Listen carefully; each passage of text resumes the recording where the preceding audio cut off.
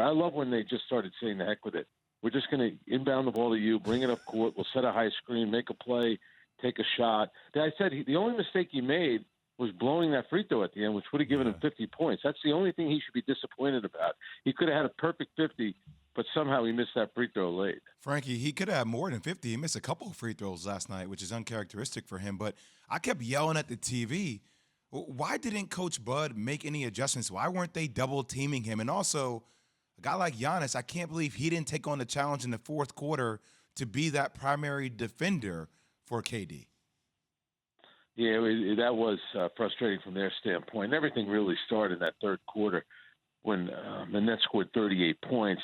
And I really thought, the Nets were attacking Brook Lopez, but for some reason the Bucks were not attacking James Harden as much as they should have. And they were really, they tried to get Brook Lopez isolated, and it was either Jeff Green or Kevin Durant making all these shots in the third quarter. Now, Giannis is saying he'd love to guard Kevin Durant. It might be something they should think about because, Kevin Durant struggled in the two games in Milwaukee, and I think he was struggling also with how physical P.J. Tucker was being. I'm sure the Nets must have complained to the league. We know how these playoff series work behind the scene, the phone calls that are being made, early foul trouble to Milwaukee, guys like Drew Holiday and also P.J. Tucker, certainly have an impact, but that's no excuse for Milwaukee. That they have to find a way. You're up 17 points with 19 minutes to go in the game. Like, this is your opportunity.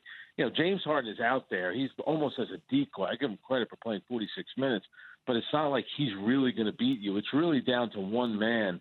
And to get outscored 57-34 in those last 19 minutes, I thought for Milwaukee, a lot of people felt like this was going to be defining kind of 3 games for them here, games 5, 6, and 7.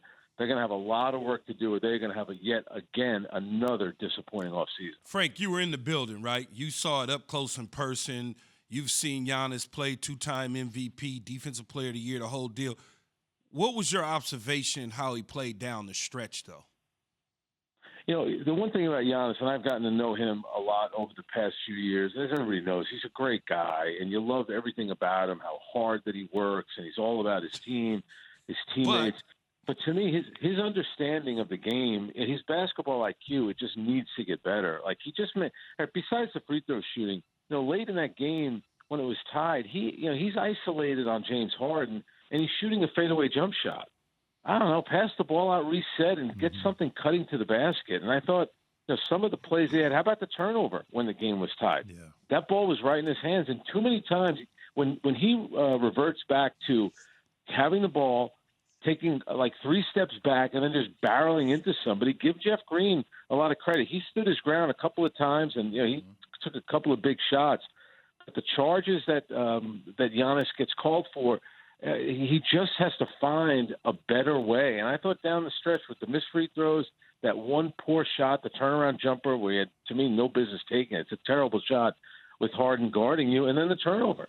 You think about it. That's why, and you guys know this, you're watching that game, and there are great players on that court last night. And then there's a guy that just stands head and shoulders above everybody else. That's how good Kevin Durant is.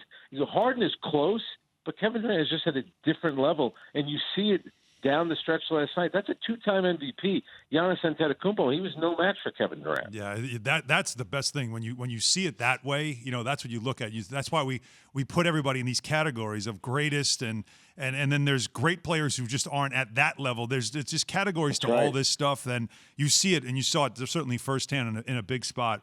Frank Isola joins us on the Goodyear Hotline, Yes Network, Sirius XM, NBA Radio as well. And you see him on our network as well. And that's he's bringing us to Straight Talk.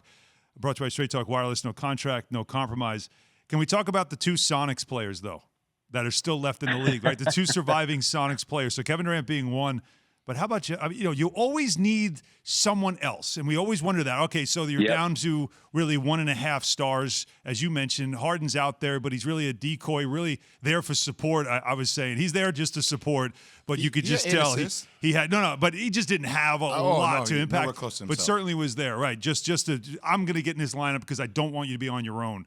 But somebody else had to step up. Man, what a performance by Jeff Green. 7 of 8? 7-8 from downtown, hit his first 6 3-pointers in this game. It's just funny to see these 2 guys all those years later when they were rookies in Seattle to where they are now at this point. But Jeff Green's performance certainly can't get overlooked. Yeah, I remember being at a Seattle game. The Knicks were out there, and Kevin Durant beat them on a last-second shot. In fact, that was the night before the Giants ended up beating the Patriots in the Super Bowl when New England was going for that undefeated season. Last night, and Alan, you're 100% right, because I went into the game thinking, I know that Kevin Durant is going to play well. I didn't know 49 points. And then I figured, I don't know how much you're going to get out of James Harden. I think it's unfair to expect a lot. And you got kind of what you expected. You didn't get much. I knew that you knew that there had to be somebody else that was going to have a game that they've really never had before at that level. And then Jeff Green has had great games. You go back to Game 7 a few years ago with Cleveland against Boston. He was huge down the stretch. But he's never scored 27 points in a playoff game, and that's what he did last night. Coming into the series, he had 6 total field goals in the playoffs. Last night, you just said it, he had 7 3-pointers, and he's got to be thinking, going into Milwaukee, please, Mike Budenholzer, keep putting Brook Lopez on me because he won't come out and guard me, and when he does, I pump fake him once, I get him off his feet, I drive, and then the next thing you know, the Milwaukee Bucks are scrambling. His performance last night, people don't – I did all their games this year. The guy, he was so important to the team, just everything that he brings, and he's a leader. And you could tell in that moment, that's a big, big-time moment, and some guys just don't have it. He is not afraid of the moment. He's been in big games before.